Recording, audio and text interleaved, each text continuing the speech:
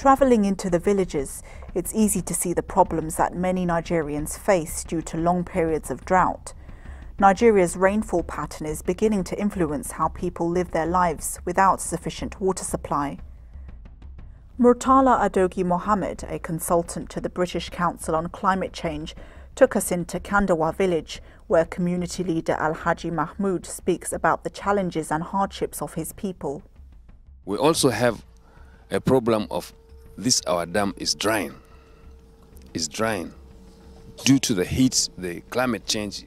The heat is so much so that the water doesn't reach the rainy season. Tomorrow we are trying to roll up a program whereby everybody will come up with whatever he have to dig and remove some of the mud of this dam, so that the next year's season, maybe the rain will last for a while. The dam is the only source of water that these people have. This can have major health implications as the local animals also drink from here. The majority of the dam has dried up, leaving the local people having to walk up to 30 kilometers to nearby areas to collect water. Those who can't travel such distances are left with no alternative but to collect the precious little rainwater from the dam. In the last century, the world's population has tripled. It's expected to rise from the present 6.5 billion to 8.9 billion by 2050. Water use has been growing at more than twice the rate of population increase in the last century, and although there's no global water scarcity as such, an increasing number of regions like Kandawa are chronically short of water. Community leader Alhaji Mahmood believes this is directly attributed to deforestation and the decline in trees. We have a problem of afforestation program. People are cutting the trees indiscriminately. So this desertification due to afforestation program has caused the reduction of water.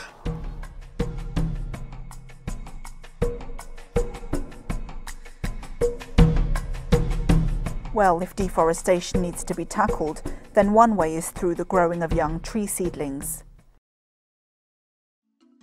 The Kano State Afforestation Project sets out to do just this. The core objectives of the Kano Afforestation Project are to limit the spread of desertification in Kano and enhance productivity of the agricultural land. They also want to stimulate production and increase supplies of fuel wood, pools, fodder and other minor forestry products. Chief Extension and Training Officer Mukhtar Bello shows us around. We are taking care of production of these seedlings so as to enhance the productivity of agricultural land. We have many different varieties of shade-bearing trees. We have ornamental flowers for decorations, and we grow fruits-bearing trees and so many types of seedling species. We are going to plant neem because neem is adapted in this environment. This is neem. Okay. What we call Azajrata indica is very adapted to this northern region. Okay. For over can withstand water shortage. Of course, yes. More than 60, 70 years. And we have this type of species. This is neem. This particular tree is neem. So I believe you can see it around Kano and northern environment. It's very adaptive.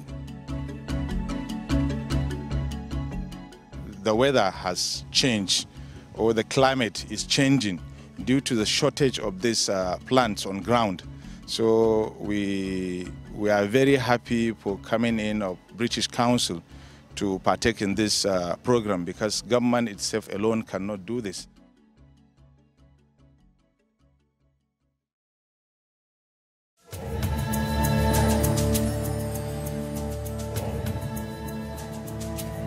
The shelter belt is an area which has used these trees to maximum effect, protecting the land from further erosion.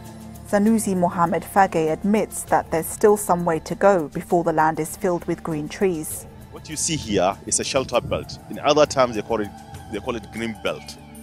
This green belt is meant to check the menace of desert encroachment or wind erosion that take away the topsoil of this area, which make it infertile to the community of this area. And this is a government intervention meant to check the menace of this desert encroachment and wind erosion. Can we have a look at the soil? Yes, sure. You see the soil now? It's very rich in humus, and it contains this dropping from the leaves of this tree, and it makes the place very fertile and support agricultural crops. So are you trying to say that before the break, this place was not as rich as this? Yes, it wasn't rich because hardly to see animal browsing in this area, and it doesn't retain moisture like before.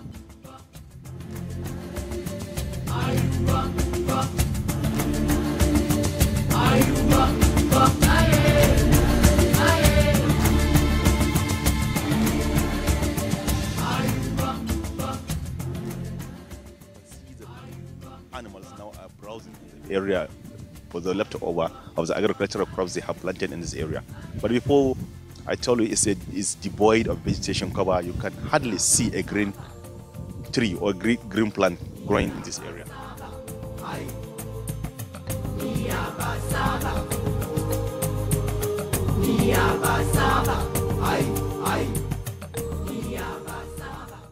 There seems to be a common understanding between faiths in Nigeria that mankind and the environment are intrinsically linked to one another. The idea of planting trees in areas of worship seems to be an ideal method of not only improving surrounding areas, but also as a means of raising awareness throughout the community. Ungawa Uku Jamaat Mosque in Kano is just one of these places. We are here at the Ungawa Uku Jamaat Mosque, which is one of the mosques selected for the greening the places of worships project under the British Council in collaboration with the Afforestation program in Kano. With me here is the assistant imam. Why do you think we need trees in this mosque? Tambaya shine menene mahimmancin dasa bishiyoyi a wannan masallaci? Muhimmancin dasa bishiyoyi a wannan masallaci so muna sallah ba inuwa ba mu da cikakkun bishiyoyi. Okay, what he said is that there's a need for us to have trees planted here because as you can see from the environment, it's barren and empty. And this makes it uncomfortable for people who come in on Friday for the Friday prayer. People scramble for this available shade, and this makes them to pray in an uncomfortable manner. So this is a welcome idea because it's going to make the place more conducive for prayers during Friday.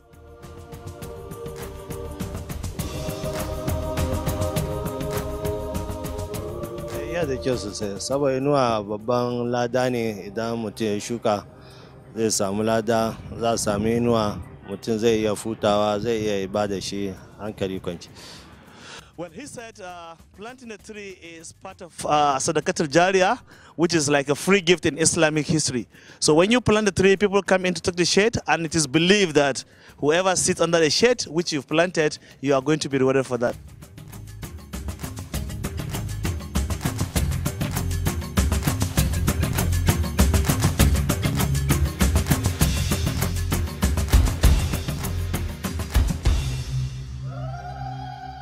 Whoever plant a tree, he gets reward from Allah subhanahu wa ta'ala, either for the shadow or for the fruits that one eats from the tree.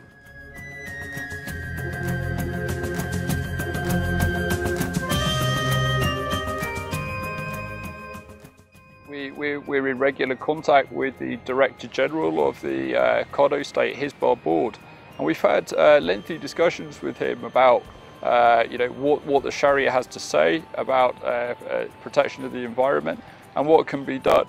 Director of Kano State Hizbah Board, Dr. Saidu Dukawa, gave us his thoughts explaining how Sharia is implementing change in climate issues.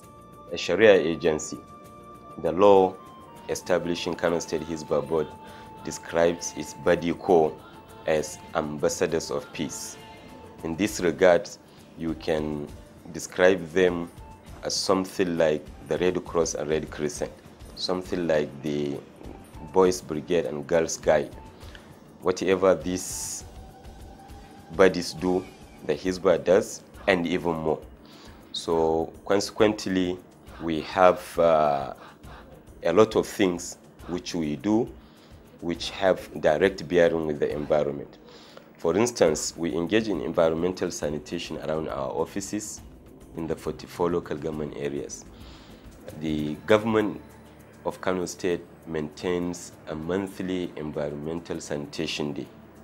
Each last Friday of the month is earmarked as a day of keeping official environments clean, and each last Saturday of every month is set aside for the cleanliness of the general environment in the town. If we're living and working within a Sharia state, and the Sharia says that environmental protection is something which is required, then this should constitute a legal foundation to influence state law.